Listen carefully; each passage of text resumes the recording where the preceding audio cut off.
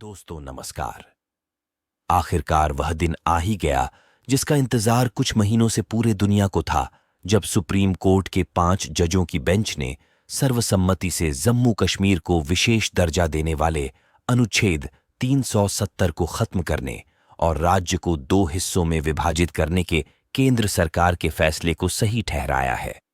जजों की पीठ ने अपने फैसले में कहा कि अनुच्छेद 370 एक अस्थायी प्रावधान था और राष्ट्रपति को पूर्ववर्ती राज्य की संविधान सभा की गैर मौजूदगी में इसे रद्द करने का अधिकार था। मुख्य न्यायाधीश चंद्रचूड ने कहा कि जब जम्मू कश्मीर भारत में शामिल हुआ तो उसने अपने पास संप्रभुता का कोई तत्व नहीं रखा था। दोस्तों, जैसा कि हम जानते हैं कि केंद्र सरकार ने 5 अगस्त 2019 को जम्मू कश्मीर को विशेष दर्जा देने के लिए लागू किए गए अनुच्छेद 370 को खत्म कर दिया था।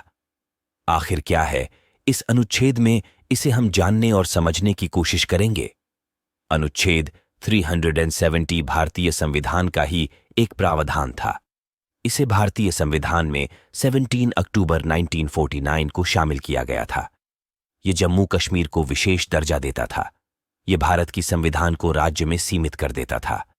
संविधान के अनुच्छेद 01 के अलावा, जो कहता है कि भारत राज्यों का संघ है, कोई अन्य अनुच्छेद जम्मू कश्मीर पर लागू नहीं होता था। जम्मू कश्मीर का भी अपना एक अलग संविधान था।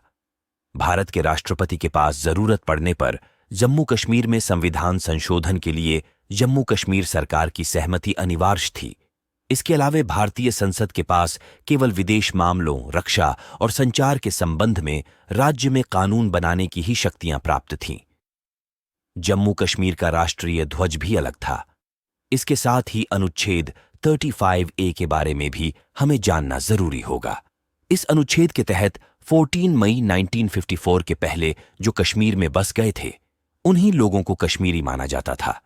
जो लोग यहां के निवासी नहीं थे, उनके पास राज्य में जमीन लेने का अधिकार नहीं था, यानी जो लोग भारत में रह रहे थे वह भी यहां जमीन नहीं ले सकते थे। यहां तक कि यहां सरकारी नौकरियों के लिए भी आवेदन नहीं किया जा सकता था और ना ही यहां के विश्वविद्यालय में एडमिशन लिया जा सकता था। बीजेपी काफी लंबे समय से दोनों अनुच्छेद को कश्मीर का भारत के साथ एकीकरण की दिशा में कांटा मान रही थी। उसने अपने घोषणा पत्र में कहा भी था कि वह भारतीय संविधान से अनुच्छेद 370 और 35A को हटाएगी और इस निर्णय पर तो अब सुप्रीम कोर्ट की भी मुहर लग चुकी है। तो दोस्तों, कैसी लगी आपको ये जानकारी? कमेंट सेक्शन में कमेंट करके जरूर बताएं और इस वीडियो को लाइक और चैनल को सब्सक्राइब जरूर करें।